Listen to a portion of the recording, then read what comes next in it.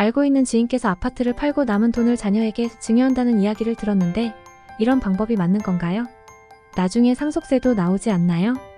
자녀들에게 부동산 증여를 위하여 아파트나 분양권을 공동 명의로 많이 하시죠? 부동산은 매각하면 양도세가 발생하고 증여를 하면 증여세가 발생하죠. 그러면 부동산 물건별로 주택과 상업용 부동산, 토지 등이 있는데 어떤 순서로 양도를 해야 할까요? 부동산은 먼저 양도해야 하는 것이 있고 양도하지 않고 상속으로 넘겨야 좋은 것들도 있습니다. 감면 대상 부동산은 상속을 하면 상속인에게 부모님의 권리가 이전되지만 증여나 양도를 하면 감면 혜택이 사라지기 때문입니다. 또한 부동산 양도 이후에 증여하는 방법이 있을 수 있고 양도보다 증여를 먼저 하는 경우가 좋을 수 있죠. 부동산은 유상이전과 무상이전의 순서에 따라서 세금 차이가 발생하게 됩니다. 우선 증여와 상속의 개념을 비교하겠습니다. 증여세는 살아있는 타인으로부터 무상으로 자산을 증여받았을 경우 부과되는 세금입니다. 증여세율은 상속세율과 동일하게 누진세율을 적용하고 있어 금액이 높을수록 50%까지 세율이 적용됩니다. 증여세 공제 금액은 증여자와 수증자 간의 친족 관계에 따라 달라지며 10년 단위로 공제를 받을 수 있습니다.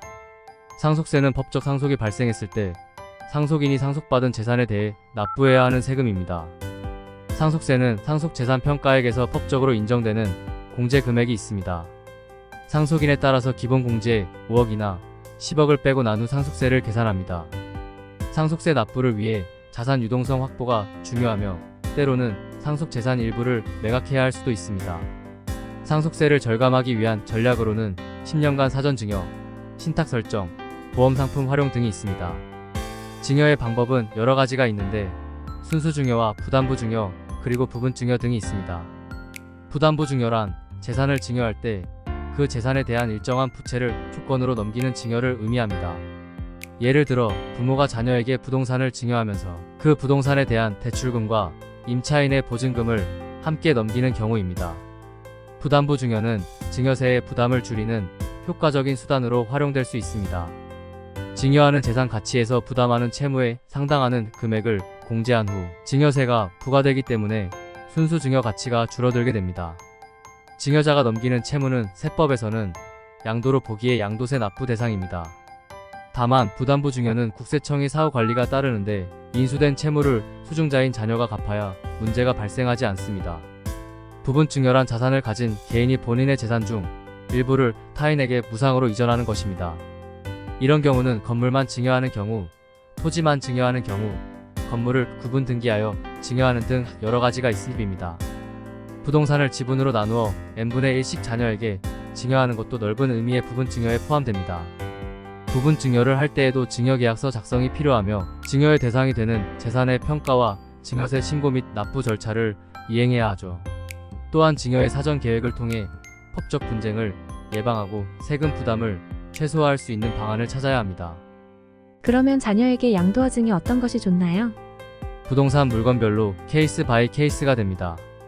양도세는 부동산이나 주식과 같은 자산을 팔았을 때 발생하는 세금으로 양도세 세율은 자산 종류, 보유 기간, 금액에 따라 다르게 적용됩니다.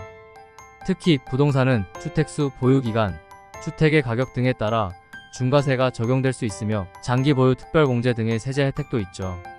부동산 양도 이후 증여는 매매 대금으로 하므로 양도세와 증여세 및 증여취득세가 발생하며 부동산 증여 이후 양도는 증여세와 증여취득세가 발생하며 양도세는 발생하거나 발생하지 않을 수도 있습니다.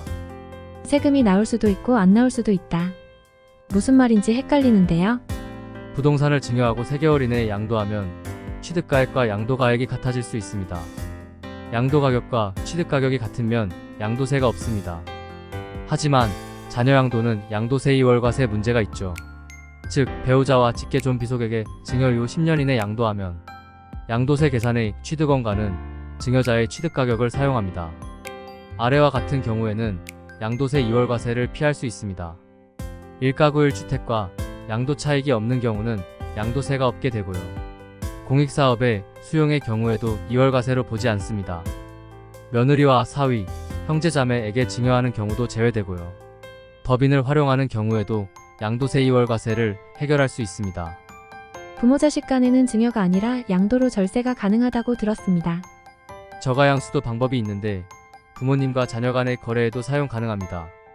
간단히 해서 시가의 70% 이상으로 거래를 하는 경우입니다.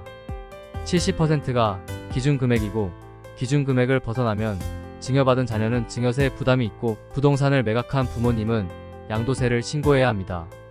증여세의 기준은 시가와 시가의 30%와 3억 중 작은 금액을 비교합니다.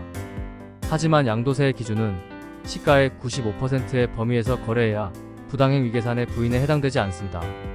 만약 아파트를 70% 이상의 금액으로 자녀와 거래한 경우 증여세는 피할 수 있지만 양도세는 재계산하여 추가 납부해야 합니다. 따라서 가족 간 저가양도 역시 한계가 있습니다. 요즘은 법인 전환 이후 가족법인 운영이 절세의 추세입니다. 부동산은 보유 목적에 따라서 계획을 세워야 합니다. 부동산을 개발할 것인가? 양도를 할 것인가? 아니면 자녀에게 물려줄 것인가? 증여와 상속이 목적이라면 부동산의 가장 좋은 절세 방안은 개인사업자의 법인 전환입니다. 물론 여러 부동산 중에서 주택은 법인 전환 절세 효과가 가장 낮습니다. 따라서 부동산 증여와 상속은 건물, 상가, 꼬마 빌딩 등이 활용되며 상가주택이라면 근린상가와 주택을 구분하여 상가 부분만 가족법인으로 만듭니다. 양도세 절세와 증여 절세를 잘 조합하는 것이 중요하겠네요. 오늘도 수고하셨습니다.